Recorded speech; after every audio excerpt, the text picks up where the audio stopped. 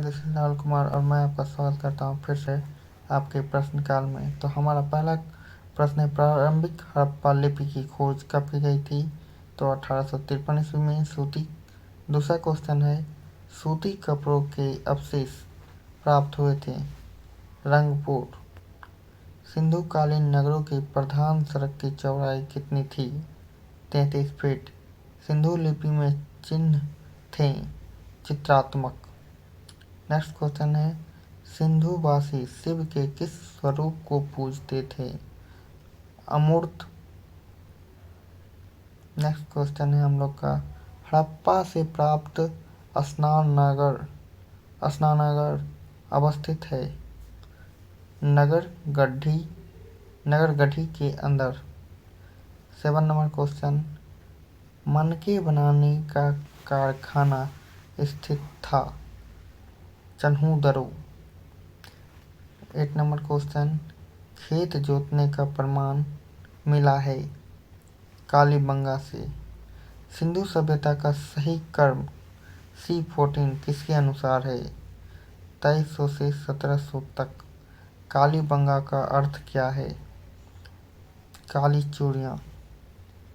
Question number 11 हड़प्पावासी गुणन में जिस अंकों से परिचित थे वह था 16 और उसके गुणक से।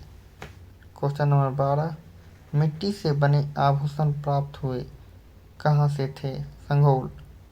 क्वेश्चन नंबर 13, कब्रिस्तान में जहाँ से एक साथ पुरुष महिलाओं को दफनाने का साक्ष्य कहाँ से मिला? लौथल। Question number 14, S.R. राव ने लौथल को खोजा था कब? 1957 में।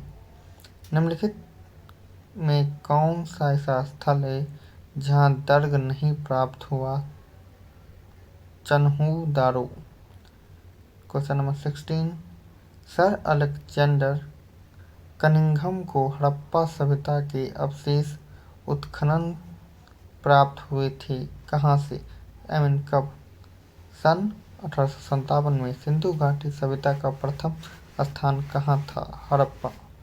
क्वेश्चन नंबर 18, 2 पहिए का तावा वाला रथ कहाँ से प्राप्त हुआ था? हड़प्पा से। क्वेश्चन नंबर 19, सिंधु घाटी सभ्यता का विस्तार उत्तर से दक्षिण में कितने किलोमीटर में फैला हुआ है? 1400 किलोमीटर। क्वेश्चन नंबर 20, सिंधु घाटी सभ्यता का विस्तार पश्चिम से पूरब तक में कितनी है? 1600 किलोमीटर। क्वेश्चन नंबर 21, सिंधु घाटी सभ्यता का पूरा क्षेत्रफल है 12,99,600 वर्ग किलोमीटर। नेक्स्ट क्वेश्चन है, क्वेश्चन नंबर 22, हड़प्पा नामक स्थल अवस्थित था रावी नदी के तट पर। क्वेश्चन नंबर 23, दाढ़ी वाले पुरुष की मूर्ति कहाँ से प्राप्त हुई थी? मोहनजोदड़ो से। क्वेश्चन नंबर 24, स्नानागार का फर्श बना था कच्ची प्लस पक्की दोनों प्रकार के ईंटों का। क्वेश्चन नंबर 25, मोहनजोदड़ो का नगरीय सभ्यता का साक्ष्य प्राप्त हुआ था 1922 में। सिंधु सभ्यता के लोग किस देवता की पूजा नहीं करते थे? बरगद। क्वेश्चन नंबर 27, हड़प्पा के टीले के बारे में जानकारी सर्वप्रथम चार्ल्स मैसेज ने कब दी थी? 1826 में। सिंधु सभ्यता के लोग किस धातु से परिचित नहीं थे? लोहा। क्वेश्चन नंबर 29, सिंधु कालीन समाज 4 वर्गों में बटा था, निम्नलिखित में से कौन सा वर्ग इनमें से असत्य है?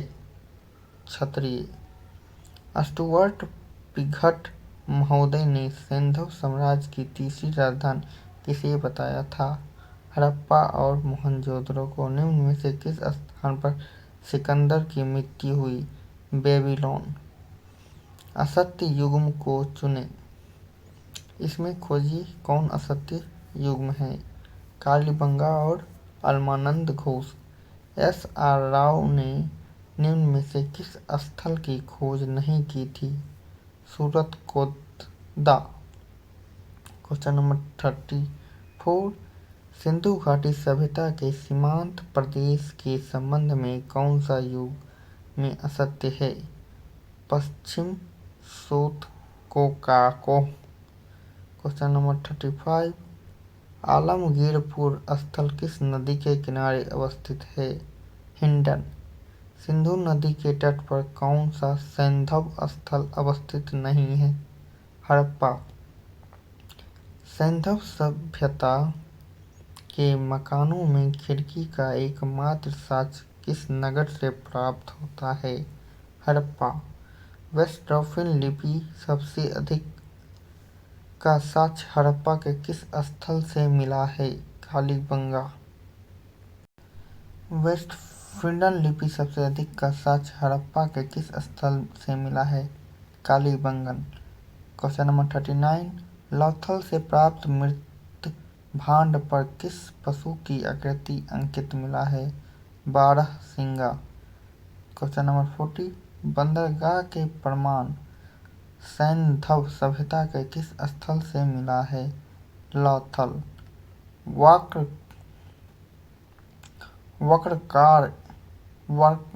वक्राकार ईंट सैंधव सभ्यता के किस स्थल से मिला है? चन्हुदारो। Question number 42। सबसे पहले पार्क हड़प्पा कालीन अवशेष कहाँ से मिला है? आर्मी। लकड़ी की। Question number 43। लकड़ी की बनी नाली कहाँ मिली? कालीबंगन में। Question number 44।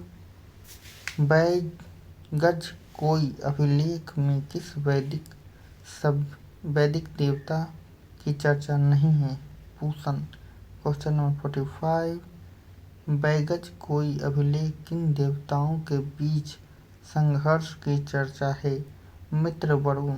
प्रारंभिक आर्य खानबदोश थे। इसकी स्पष्ट जानकारी किस अभिलेख से प्राप्त होता है? बोगज कोई। खारवेल ने जिस अभिलेख को जारी किया था वह निम्न में से कौन थे? Question number 47। खारवेल ने जिस अभिलेख को जारी किया था वह निम्न में से थे? हाथी गुफा। Question number 48। किस अभिलेख से स्पष्ट होता है कि ईरानी शासक द्वारा हिंदू नदी पार करके भारत पर आक्रमण किया गया था? पेरिपोलिस एवं बेटी स्तून। गिरिनार अभिलेख की लिपि क्या थी? ब्राह्मी। काव्य शैली में लिखा गया था। प्रथम अभिलेख कौन है? गिरनागर। अशोक के वास्तविक नाम की चर्चा किस अभिलेख से प्राप्त नहीं होती है? ब्रावो। गिरनार अभिलेख की खोज किसने की थी? टोडलर ने। सबसे लंबा अभिलेख कौन है? ब्रावो। अशोक के कौन से अभिलेख में विदेशी शासकों का उल्लेख है? 13वें। कलिंग युद्ध की चर्चा अशोक किस बृहत् शिलालेख से प्राप्त होता है? त्रयोदश।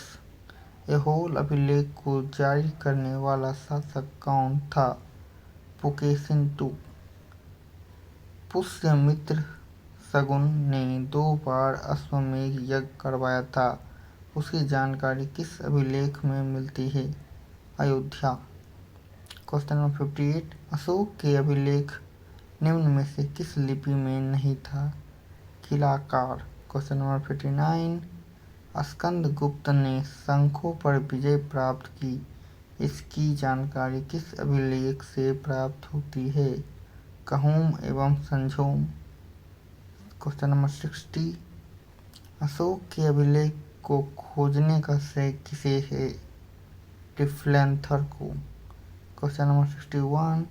बाबर एवं नागार्जुन अभिलेख में दशरथ ने किस नाम की उपाधि धारण की? देव नाम प्रियदर्शी की। Question number 62। तक्षशिला अभिलेख की किस परिभाषा में अरामाइक?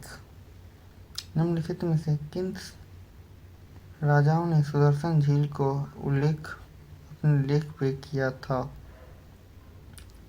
नीचे दिए गए कूट एवं सही का उत्तर चयन कीजिए। अशोक एवं समुद्रगुप्त ने।